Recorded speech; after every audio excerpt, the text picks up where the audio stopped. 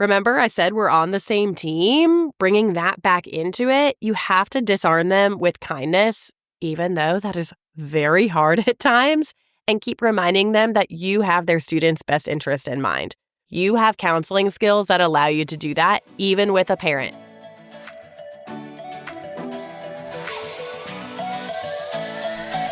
You got into this profession to make a difference in your students' lives, but you're spread thin by all of the things that keep getting added to your to-do list.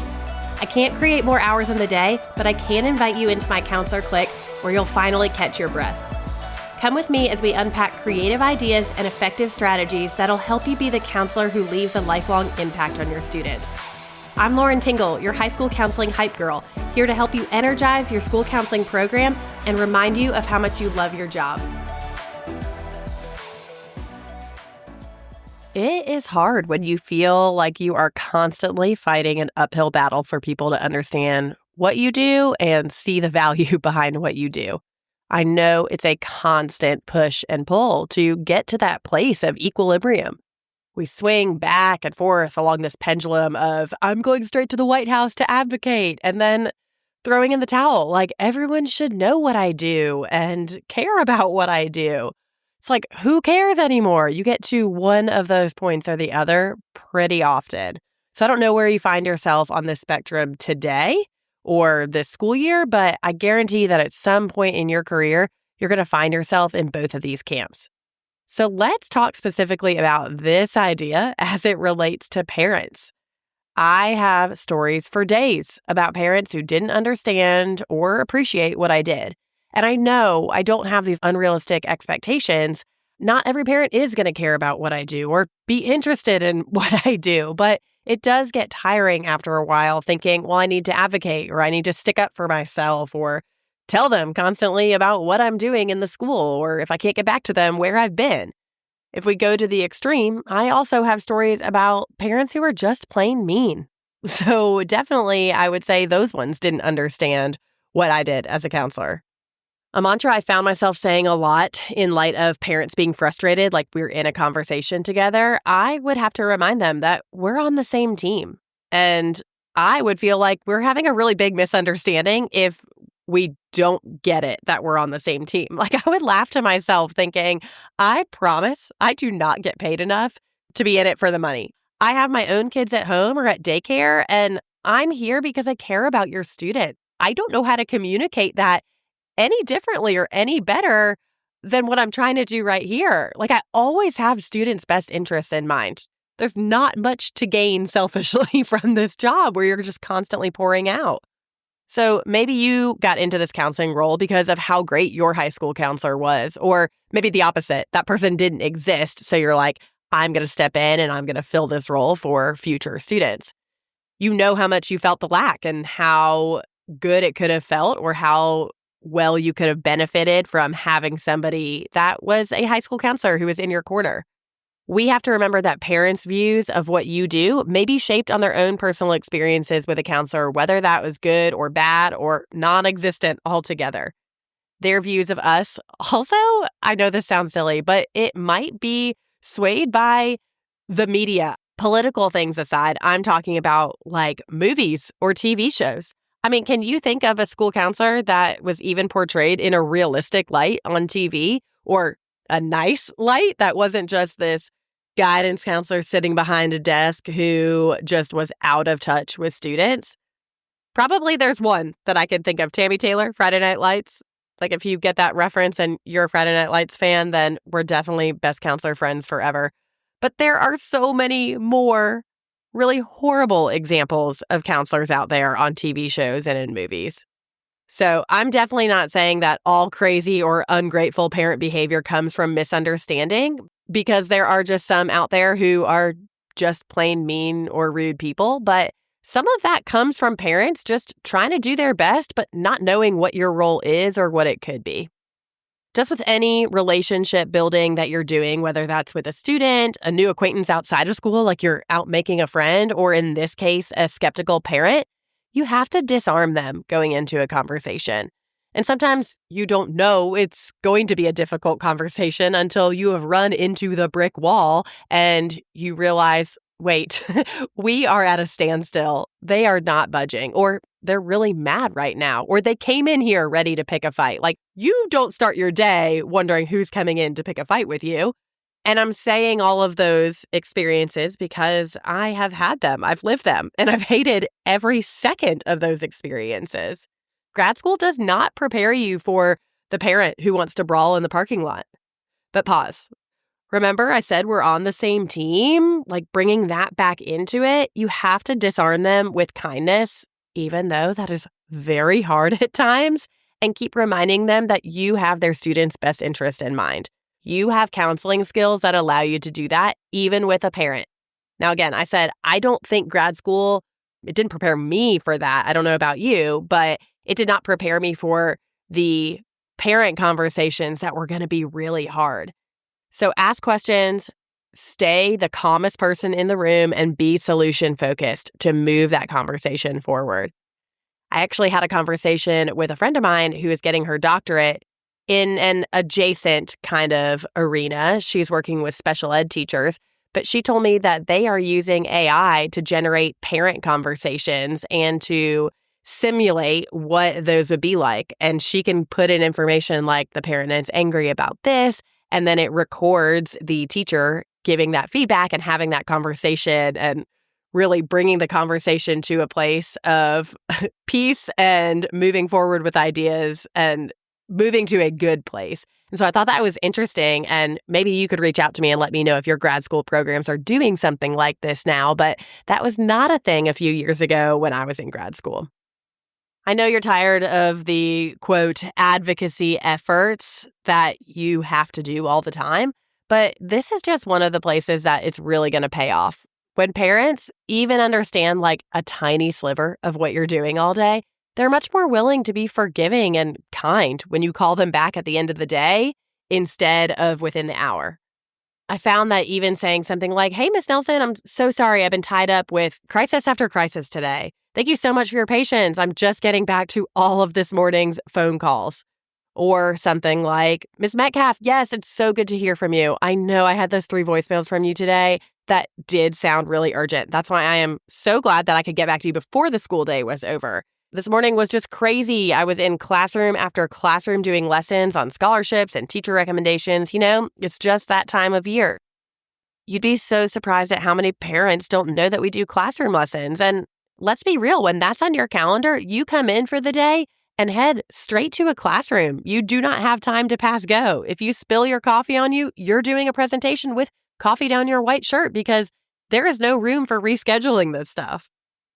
Now, obviously, don't lie if that's not what you were doing all day, but if you really can work it into the conversation, I think that those little tidbits just kind of disarm a parent that you were not sitting there twiddling your thumbs, not calling them back because you were trying to spite them. I don't know why they would think that, but I think sometimes they do. I know it's not even any of their business to know what you were up to and to understand why you didn't drop everything to call them back, but sometimes it helps. And I'm not saying you have to be out of your office to truly have something to be the reason why their call wasn't returned right away. Maybe you save all of your voicemails to batch return in the last hour of the day. I don't hold that against you. I actually think that's a really smart and efficient use of your time. Speaking of efficient uses of time, when parents don't know how your time is used, they can generally have unrealistic expectations for when you're supposed to get back to them. Sometimes you're just out sick and you cannot call them back in that day or within 24 hours. When you're at home sick as a dog, should not, I was going to say you aren't, but maybe you are. You should not be thinking about work. You should just concentrate on resting and getting better. The rule of thumb in my school was always 24 hours was the reasonable and expected amount of time to get back to someone, and that's on a school day, on a business day. This was never expected outside of work, like on weekends or on breaks.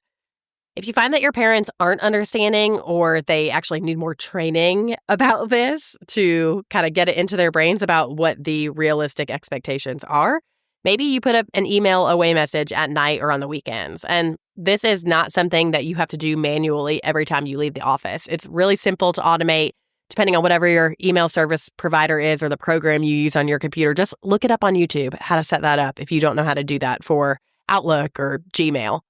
Make sure your voicemail gives them some expectations about when they can expect to hear back too. Or if you are going on an extended break from school, put that in there. Just don't forget to change it when you come back if you're going to put specific dates in there. If you find that you still have a relentless parent who has absolutely no regards for your professional expectations for communication with them, like they want immediate responses to their emails or their phone calls, or they're just showing up at the school when you're not responding and demanding to talk to you whenever it's convenient for them, it might be time to bring somebody else into that conversation. Bring an administrator into the picture to help you do some intervening, because that's a little crazy. Which brings me to my last thought about parent relationships. There will be some parents who are just plain difficult, and you'll have to set different boundaries with them than most of your other parents. I mean, I truly hope I am never the parent who does this, but I think having worked at a school, I will just have the understanding of giving grace to people and realizing that this counselor has a lot of students on their plate.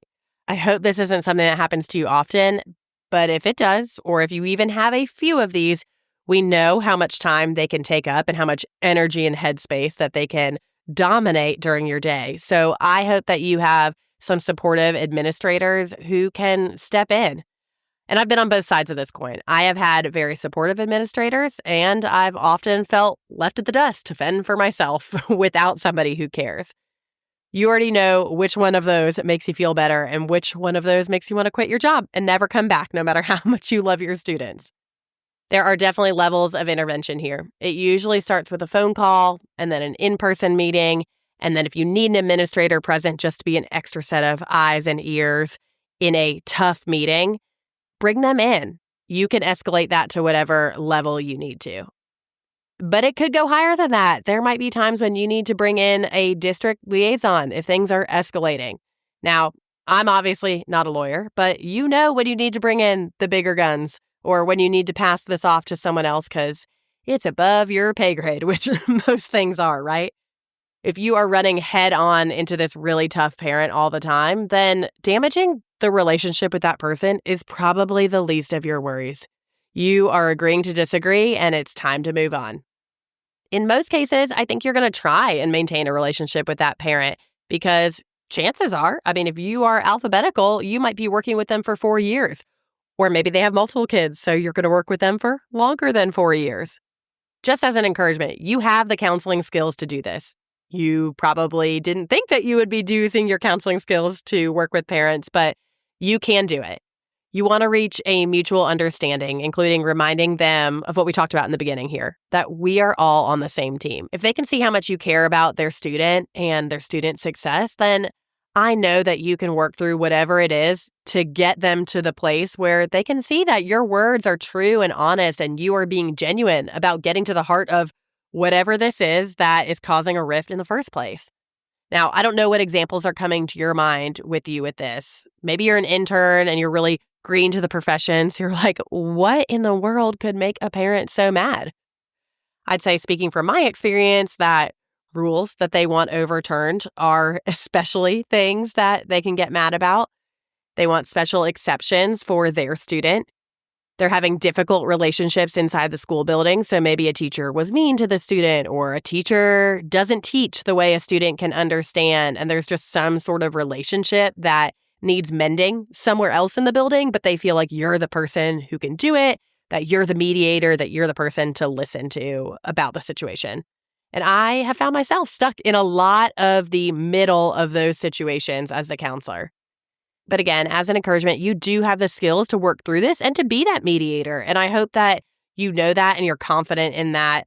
And when you do that, when you sit down with a parent, you bring a student into it, you bring an administrator in if necessary, parents do get a better look at what counselors do. When you're doing that job well, they might totally shift their perspective about what your role is in the school.